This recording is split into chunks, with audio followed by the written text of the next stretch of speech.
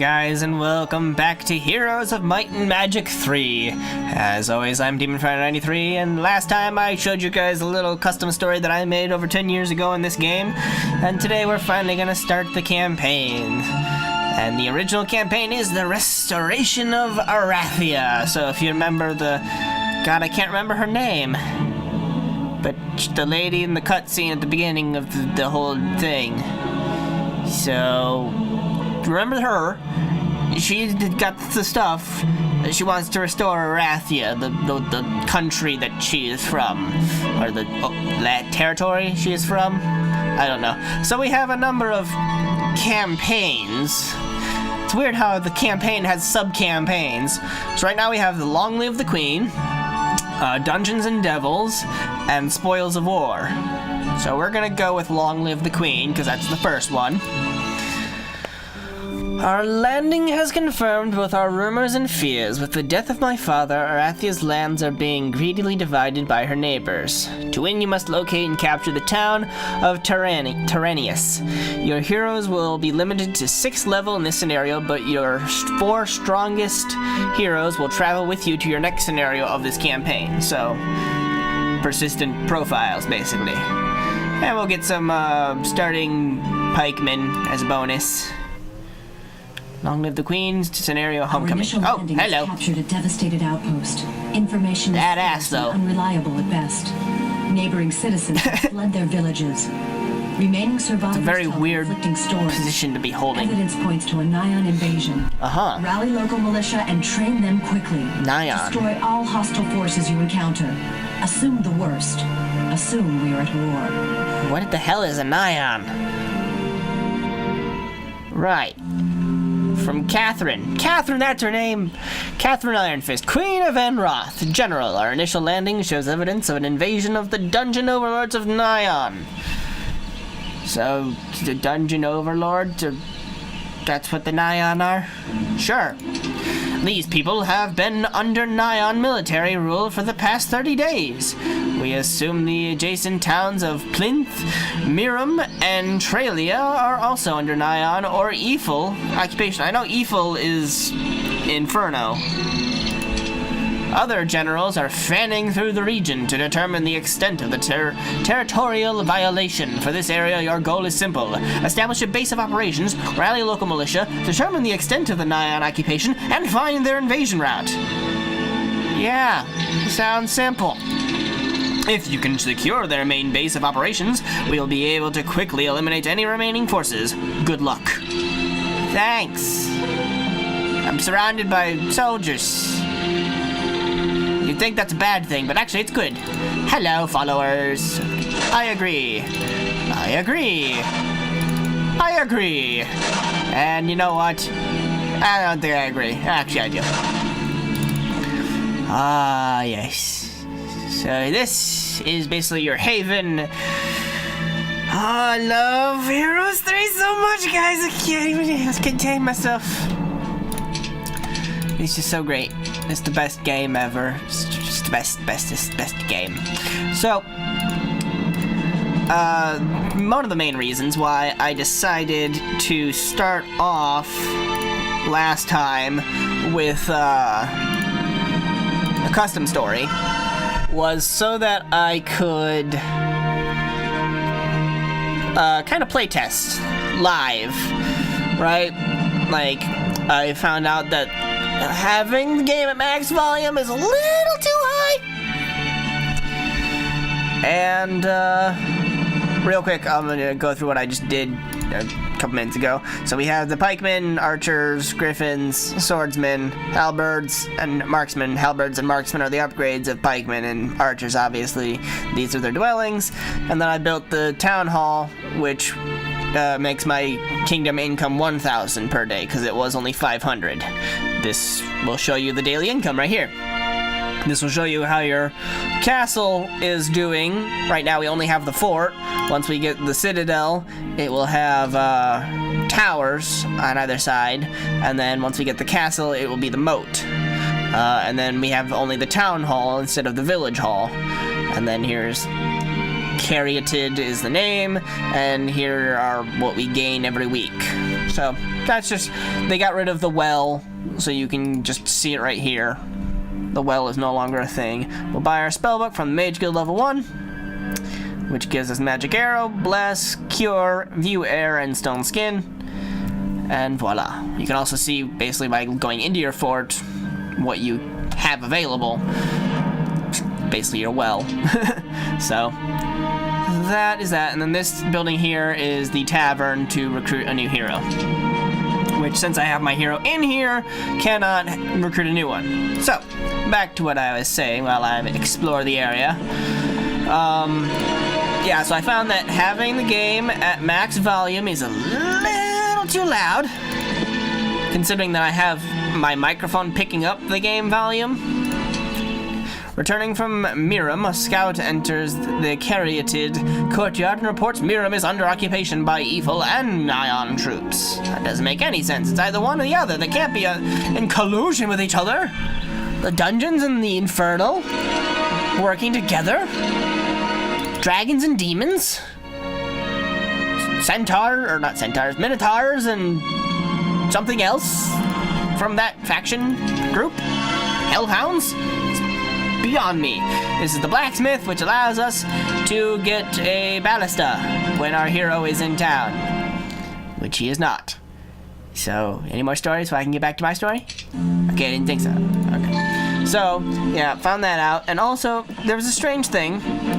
Something that I was not expecting at all, but I was able to fix. Jerry-rig it fix, really.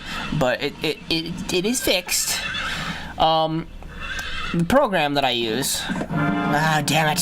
The program that I use for recording heroes is a screen capture software, because if you guys remember, if you watched my Heroes 2 series, Heroes 2 and 3 use an engine, a graphics engine, and art engine, whatever. Ow. All of the engine that it uses has this custom animation where Fraps, my regular program for recording, would not pick up any of the motion.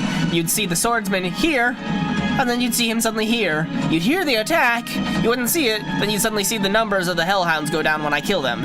And so it was really frustrating, and so I had to switch to a new program when I started Heroes 2. Oh, look, I already have a ballista. Huh.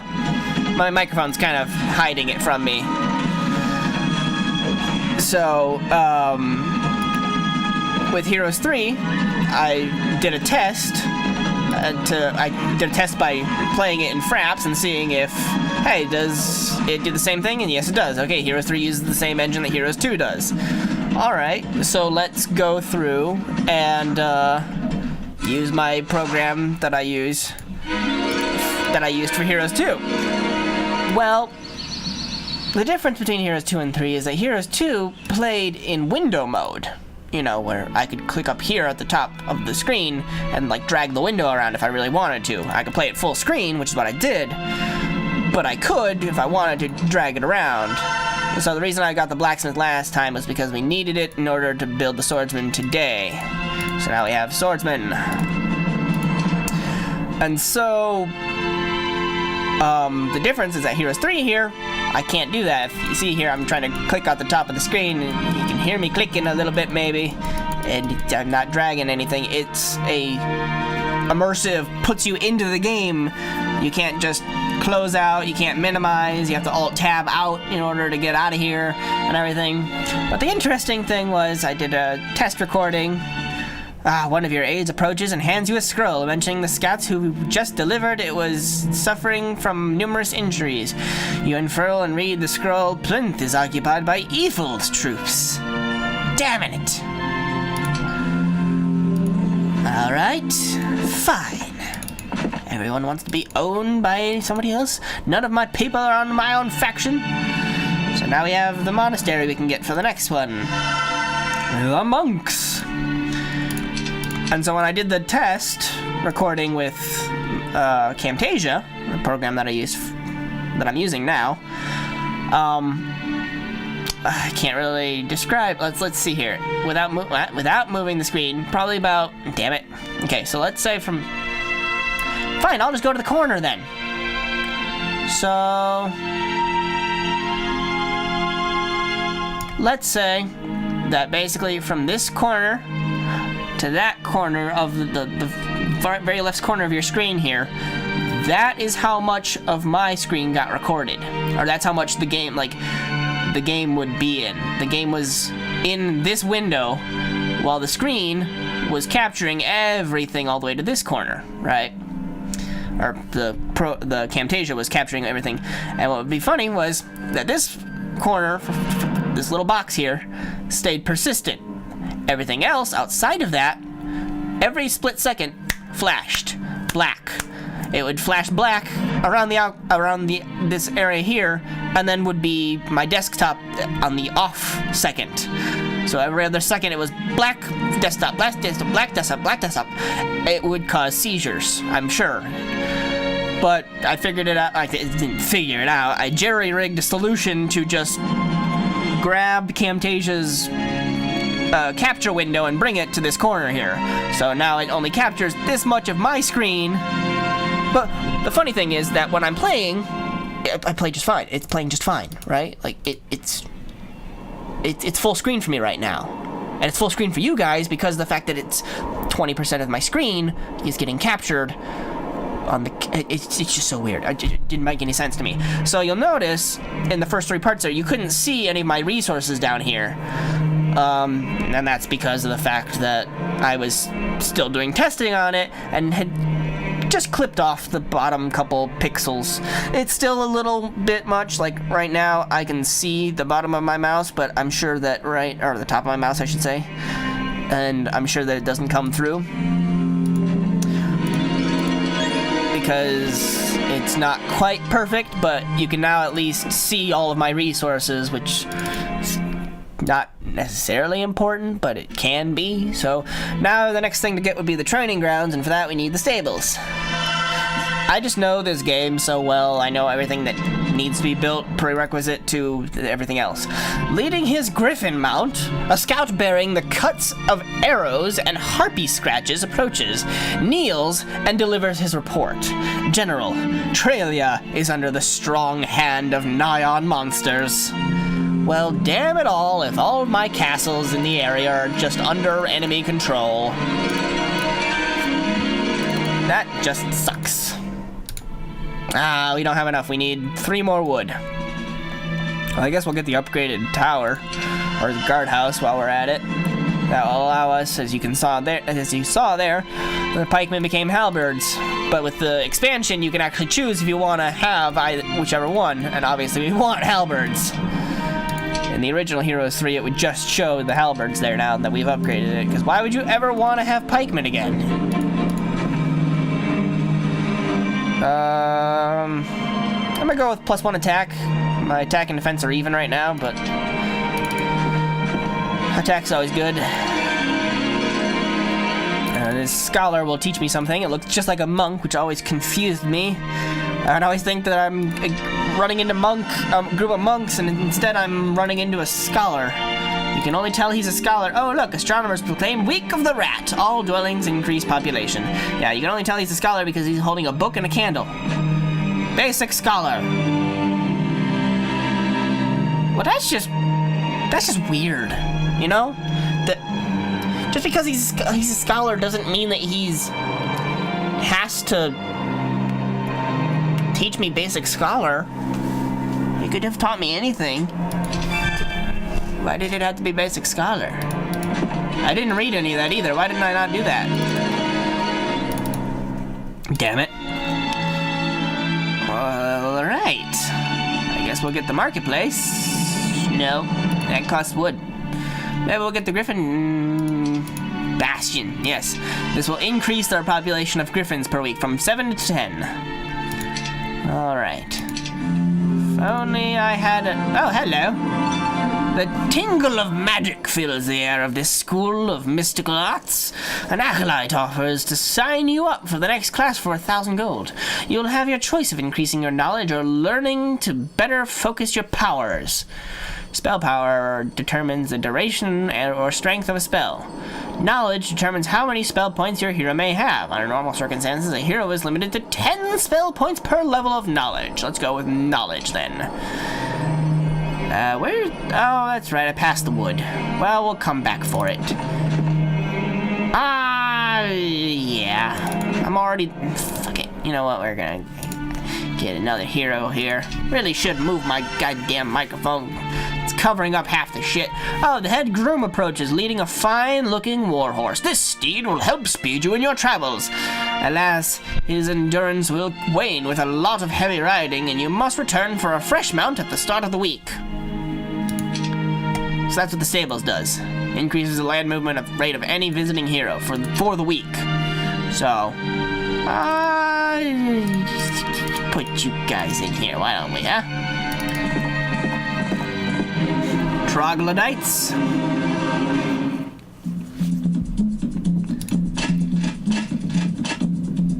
Alright, monks are ranged. Infernal troglodytes are not. They're weak as shit. They're the dungeon's weakest monsters.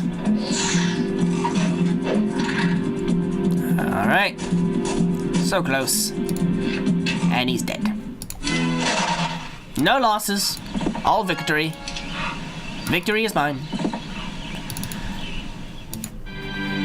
Okay, now it just should be... Wait. What? How did I go down to 12 wood? What happened? Did I miss something? I'm very confused. I thought I had 17 wood. Where did I spend 5 wood? Heroes don't cost wood. What? Okay. We'll deal with it. The Walking Dead walk away. The original Walking Dead there, boys and girls. Firewall! You come across an ornate shrine attended by a group of rotund friars. In exchange for your protection, they agree to teach you a spell, Firewall. Because I really want to set a wall of fire in the middle of the battlefield. That'd be great. So for the most part, everything's kind of the same from Heroes 2. You know, sawmills still offer all the wood. So now instead of a sulfur mine, it is a sulfur dune instead of a mine. And there's a gem pond instead of a gem mine. So they changed a couple things. There's a gold mine there. This is another water wheel that will give us gold per week. 3 more days and we can get the training grounds. Hello, battle dwarves. Awed by the power of my forces, begin to scatter. I will let them run. You find a small tree that closely resembles the great warlock Brimstone, with a ring around one of its twigs. Scraps of clothing and rotting leather lead you to suspect that it is Brimstone transformed. Since you can't help him, you take the magic ring. Ring of Conjuring. Worn on a finger, this item increases the duration of all your spells by 2. Well, okay, and we're gonna leave the Eye of the Beholder thing. We're gonna kill its little brother, the regular Beholder. Oh wait, that's right. That's the Evil Eyes. That's just the Beholder. Right. You're still a little weak, so let's bring you down here to the Trogs. Stupid troglodytes.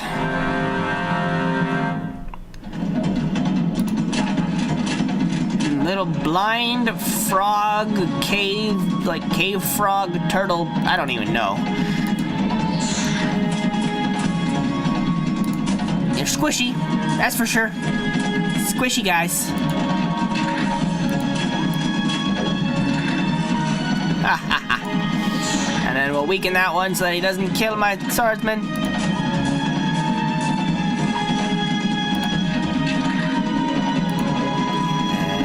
And dead. Dead be they. Alright, we'll get our ore. The ore pit instead of an ore mine.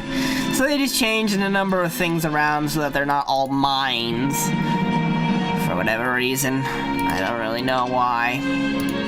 It's just what they did. What they decided was appropriate.